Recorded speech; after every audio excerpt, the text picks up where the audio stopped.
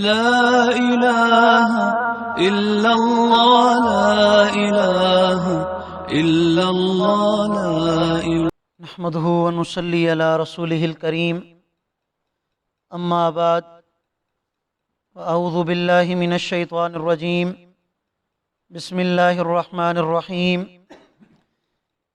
اذ قال موسى لأهله إني آنست نارا سآتيكم منها بخبر أو آتيكم بشهاب قبس لعلكم تصطلون صدق اللہ العظیم۔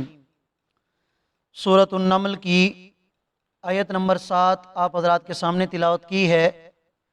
آیت کریمہ کا ترجمہ یہ ہے، اللہ رب العالمین ارشاد فرما رہے ہیں، اس وقت کو یاد کرو جب کہ موسیٰ نے اپنے گھر والوں سے کہا تھا، بے شک مجھے ایک آگ نظر آئی ہے، ان قریب میں تمہارے پاس اس سے کوئی خبر لے کر آتا ہوں، یا اس کے پاس سے آگ کا ایک شعلہ لے کر آتا ہوں، لعلکم تصطلون، تاکہ تم گرمی حاصل کرو۔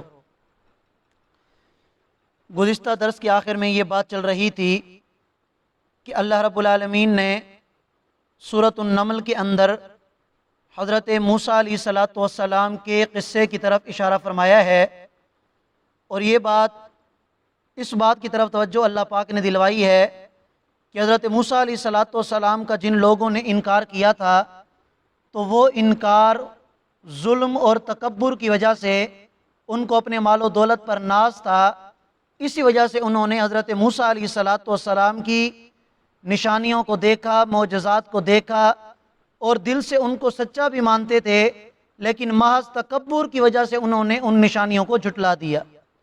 حضرت موسیٰ علیہ السلام کا جو واقعہ یہاں پر بیان کیا جا رہا ہے، سورہ اعراف میں بھی یہ گزر چکا ہے، اور سورہ یونس کے اندر اس کا جو انجام ہے وہ بھی گزر چکا، مزید آگے سورہ قصص وغیرہ میں بھی یہ واقعہ آ جائے گا۔ فرمایا کہ حضرت موسیٰ علیہ السلام جب اپنی بیوی کو لے کر جا رہے تھے تو راستے میں انہیں راستہ بھی بھول گیا اور سردی بھی انہیں لگ رہی تھی، تو فرمایا اپنی بیوی سے، انی آنست نارا، کہ مجھے ایک آگ نظر آئی ہے، میں جاتا ہوں وہاں سے کوئی خبر لے کے آتا ہوں، راستہ پوچھ کے آتا ہوں کہ ہم نے کس راستے کی طرف جانا ہے، اور دوسرا میں آگ کا کوئی شعلہ وہاں سے لے کر آتا ہوں تاکہ تم گرمی حاصل کرو۔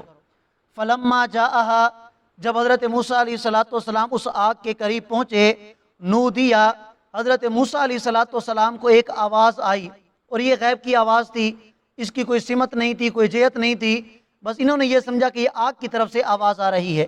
انبوری کا من فی النار، کہ مبارک ہے وہ کہ جو اس آگ کے اندر ہے، ومن حولہا، اور مبارک ہے وہ جو اس آگ کے ارد گرد ہے۔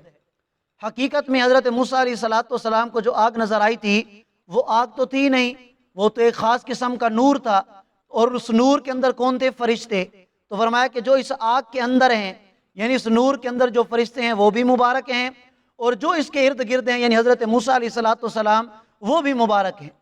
اور بعض حضرات کا کہنا یہ ہے کہ آگ کے اندر، اس نور کے اندر حضرت موسیٰ علیہ السلام تھے اور ارد گرد فرشتے موجود تھے، تو دونوں کے بارے میں فرمایا کہ یہ بڑے مبارک ہیں۔ وسبحان اللہ، اور پاک ہے وہ اللہ رب العالمین جو تمام جہانوں کا پروردگار ہے۔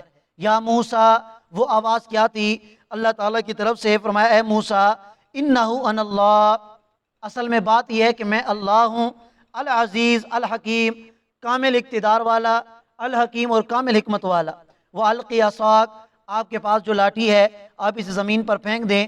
فَلَمَّا رَآهَا، حضرت موسیٰ علیہ السلام نے جب اس عصا کو زمین پہ پھینکا، تَهْتَزُّ كَأَنَّهَا جَانٌ، تو وہ حرکت کرنے لگا، ایسا محسوس ہو رہا تھا کہ یہ تو کوئی بڑا اژدہا ہے۔ وَلَّا مُدْبِرًا، حضرت موسیٰ علیہ السلام پیچھے کی طرف دوڑے، وَلَمْ يُعَقِّبْ، اور پیچھے مڑ کے نہ دیکھا۔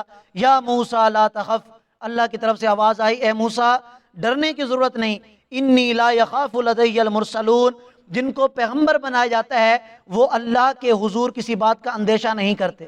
جب تم میرے پارگاہ میں موجود ہو، میرے حضور ہو اور ہو بھی پیغمبر، تو پیغمبر کے دل میں کسی بھی قسم کا خوف، کسی بھی چیز کا اندیشہ کہ کوئی چیز اسے نقصان پہنچائے، یہ ہو ہی نہیں سکتا، لہٰذا آپ کو بھی ڈرنے کی ضرورت نہیں ہے۔ الا من ظلم، ہاں سوائے اس شخص کے کہ جس سے کوئی زیادتی ہو گئی ہو، جس سے کوئی گناہ ہو گیا ہو. اب ظاہر سی بات ہے کہ انبیاء علیہ السلام تو معصوم ہوتے ہیں، صغیرہ گناہ ہو یا کبیرہ گناہ ہو ان سے کسی قسم کا گناہ ہو نہیں سکتا. ہاں جن سے کوئی خطا ہوئی تو وہ اجتہادی خطا تھی، جیسے حضرت آدم علیہ السلام سے ہوئی، یا حضرت موسیٰ علیہ السلام سے بھی اجتہادی خطا ہوئی کہ انہوں نے قبطی کو مکہ مار کے قتل کر دیا تھا. اور مفسرین حضرات کا کہنا یہ بھی ہے کہ یہاں پر بھی اجتہادی خطا مراد ہے، چونکہ حضرت موسیٰ علیہ السلام سے وہ اجتہادی خطا ہوئی تھی. اگرچہ اللہ نے معاف کر دیا لیکن اس خطا کی جو نحوست تھی وہ آج بھی اس کی وجہ سے حضرت موسیٰ علیہ السلام کے دل میں طبعی طور پر خوف آیا اس شام کی وجہ سے کہ جب حضرت موسیٰ علیہ السلام نے اس کو دیکھا تو فرمایا کہ میرا پیغمبر ڈرنے کی ضرورت نہیں، پیغمبر نہیں ڈرا کرتے الا من ظلم، سوائے اس پیغمبر کے کہ جس سے اجتہادی خطا بھی ہو چکی ہو. ثم بدل حسنا، پھر اس نے اس برائی کو بعد سوء، اس برائی کو نیکی میں بدل دیا ہو، یعنی اللہ سے توبہ کر لی ہو. فإنی غفور الرحیم، تو بس بے شک میں بخشنے والا رحم کرنے والا ہوں. وَأَدْخِلْ يَدَكَ فِي جَيْبِكَ، اے موسیٰ آپ اپنے ہاتھ کو اپنی گریبان میں ڈالیں. تخرج بیضاء من غیر سوء، تو وہ بغیر کسی بیماری کے چمکتا ہوا باہر آئے گا. فی 9 آیات، فرمایا کہ یہ 2 معجزے ان 9 نشانیوں میں سے ہیں. الی فرعون و قومہ، کہ جو موسیٰ علیہ السلام کے ذریعے فرعون اور اس کی قوم کے پاس بھیجے گئے تھے. انہم کانوا قوما فاسقین، حقیقت یہ ہے کہ فرعون اور اس کے ماننے والے نافرمان تھے. فلما جاءتہم آیاتنا مبصرہ، اور جب ان کے پاس ہماری یہ نشانیاں آئی تھیں جو حقیقت کو واضح کرنے والی تھیں، آنکھوں کو کھولنے والی تھیں، قالوا، تو انہوں نے کیا کہا، ھذا سحر مبین، یہ تو کھلا ہوا جادو ہے.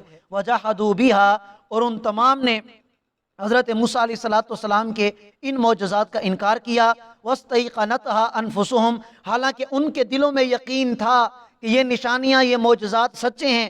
ظُلْمًا وَعُلْوًا، ظلم کی وجہ سے اور تکبر کی وجہ سے انہوں نے ان معجزات کا انکار کر دیا. فَانظُرْ كَيْفَ كَانَ عَاقِبَةُ الْمُفْسِدِينَ، تو اے مخاطب تم دیکھ لو کہ پھر ان فساد پھیلانے والوں کا اللہ نے انجام کیا کیا، کہ دنیا میں بھی اللہ نے ذلیل و خوار کیا اور کل کو آخرت والی ہمیشہ والی زندگی میں بھی یہ ذلیل اور خوار ہوں گے. اللہ ہم سب کو سمجھنے اور عمل کرنے کی توفیق عطا فرمائے.